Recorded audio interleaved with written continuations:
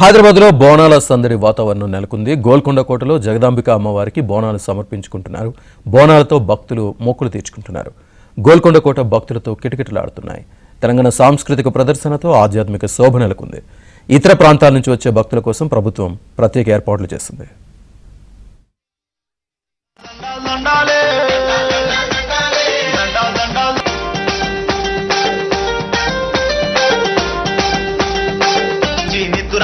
భక్తుల బాధలు కనిపెట్టే సింహమెకి కదిలొస్తుంటే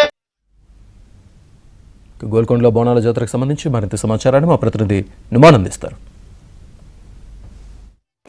గోల్కొండలో బోనాల సందడి నెలకొంది. రెండవ పూజ కావడంతో గోల్కొండ జగదాంబిక అమ్మవారిని దర్శించుకోవడానికి బోనాలు సమర్పించడానికి భక్తులు పెద్ద ఎత్తున తరలి వస్తున్నారు. సో దాదాపు వేలాది మంది భక్తులతో గోల్కొండ పరిసర ప్రాంతాలంతా కూడా కిక్కిరిసిపోయినటువంటి పరిస్థితి ఉందని చెప్పొచ్చు. ఓవైపు పోతురాజుల విన్యాసాలు, డప్పుల దరువులు, శివసత్తుల పూనకాలతో ఎటు చూసుకున్నా కూడా ఇటు గోల్కొండ పరిసర ప్రాంతాల్లో ఒక ఆధ్యాత్మిక శోభ సంతరించుకుందని చెప్పొచ్చు. ప్రస్తుతం గోల్కొండ కోట మీద ఉన్నాము. సో గోల్కొండ కోట దగ్గర చూడొచ్చు. ప్రస్తుతం మొత్తం కూడా చుట్టూ కూడా భక్తులైతే పెద్ద ఎత్తున బోనాలు సమర్పించడానికి వస్తున్నారు. భారీ పోలీసు బందోబస్తును ఏర్పాటు చేశారు.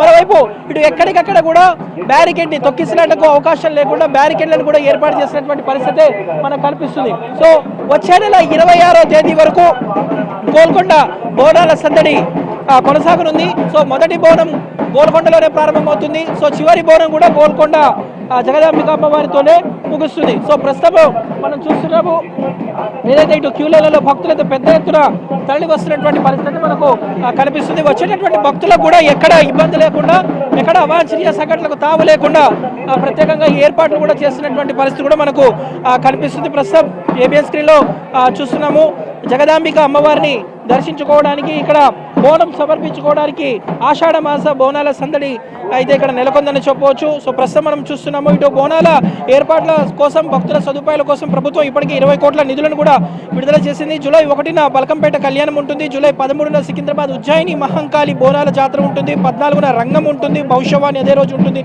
సో అంబారి ఊరేగింపు కూడా ఏదైతే మహంకాళి బోనాల జాతరలో అంటే మొత్తం కూడా దాదాపు ఏదైతే ఇటు బోనాల సందడి నేపథ్యంలో ఎక్కడ కూడా ఇబ్బందులు లేకుండా అన్ని రకాల ఏర్పాట్లు అయితే చేసినటువంటి పరిస్థితి ప్రస్తుతం మనము చూస్తున్నాము. గోల్కొండ కోట మీద అంతా కూడా ఒక సందడి వాతావరణం నెలకొంది. ఇటు కేవలం హైదరాబాద్ నగరం నుంచే కాకుండా ఇతర ప్రాంతాల నుంచి కూడా భక్తులు అమ్మవారికి బోనం సమర్పించడానికి వస్తున్నారు. కోరిన కోరికలు తీర్చినటువంటి అమ్మవారిగా పేరొందినటువంటి శ్రీ జగదాంబిక అమ్మవారిని వారి ఏదైతే బోనాలు సమర్పించడానికి అయితే భక్తులు పెద్ద ఎత్తున తరలి వస్తున్నటువంటి పరిస్థితి ప్రస్తుతం మనం చూస్తున్నాము. ఏదైతే నాగులమ్మ పుట్ట దగ్గర ఉన్నామో సో ఇక్కడ అందరూ కూడా మొదట పూజలు నిర్వహించి ఇక్కడ నుంచి ఏదైతే మెట్ల మార్గం ద్వారా జగదాంబిక అమ్మవారిని దర్శించుకోవడానికి వెళ్తూ ఉంటారు. సో అక్కడే బోనం సమర్పిస్తారు. సో బోనం అంతా కూడా ఏదైతే ప్రత్యేకంగా